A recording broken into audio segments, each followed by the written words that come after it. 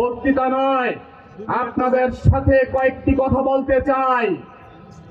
স্বাধীনতা সার্বভৌমত্বের জন্য বারবার আমার বাপ দাদারা রক্ত দিয়েছে, বারবার এই দেশের আমাদের ভাই ও বোনেরা রক্ত দিয়েছে, আমাদের মা বারবার সন্তান হারা হয়েছে, আমাদের বোনেরা বারবার বিধবা হয়েছে, বারবার নূর হোসেন রক্ত দিয়েছে, আবু সাইদ রক্ত দিয়েছে, স্বাধীন রক্ত দিয়েছে।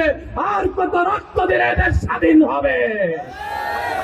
আমরা স্বাধীনতার স্বপ্ন বুকে লালন করি, কিন্তু পক্ষান্তরে আমরা স্বাধীনতার স্বাদ পাই না। বারবার আমাদেরকে ধোঁকা দেওয়া হয়, আমাদেরকে লালসা দেওয়া হয়, আমাদের সমর্থন পুঁজি করে ওই সংসদে বসে আধিপত্যবাদের কাছে আমাদেরকে গোলামে পরিণত করা হয়। সাধারণ কোন নির্বাচনী লড়াই নয়, সাধারণ কোন জয় পরাজয়ের লড়াই নয়।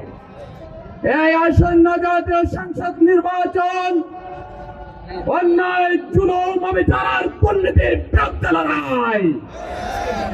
আসন্ন এই নির্বাচন ন্যায় এবং ইনসাফপূর্ণ, শান্তিপূর্ণ মানবিক রাষ্ট্র গঠনের লড়াই। এই নির্বাচনী লড়াই সকল মানুষের অধিকার প্রতিষ্ঠার লড়াই।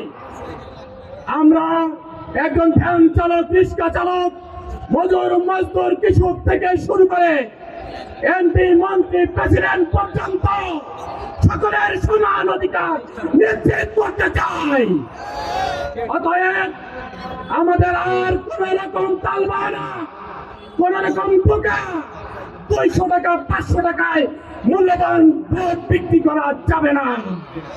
আমরা এরকম যোগ্য প্রার্থী পেয়েছি যাকে জয়যুক্ত করার মাধ্যমে এই শরীয়তপুরের উন্নয়ন হবে, দুর্নীতিমুক্ত রাষ্ট্র গঠন হবে, ন্যায় এবং ইনসাফ প্রতিষ্ঠা হবে।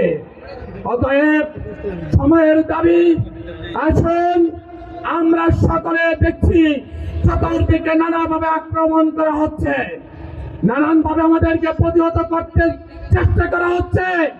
আমাদের এই রিস্কা মার্কার গণজোয়ার দেখে তারা প্রায় পাগল হতে বসেছে। অতএব তারা এই হামলা মামলা দেখিয়ে আমাদেরকে নির্বাচিত করতে পারবে না। আসুন আগামী 12 ফেব্রুয়ারি নির্বাচনে কেউ যদি একটা ভোট ডাকাতি করতে আসে, তাহলে সেই ভোট ডাকাতদের আমরা রুখে দেবো ইনশাআল্লাহ। আমরা কি সকালে রিক্সা মার্কায় ভোট দিব ইনশাআল্লাহ? আমরা কি জালাল ভাইকে জয়যুক্ত করবো ইনশাআল্লাহ? বাংলাদেশ জিন্দাবাদ, দলীয় জোট জিন্দাবাদ।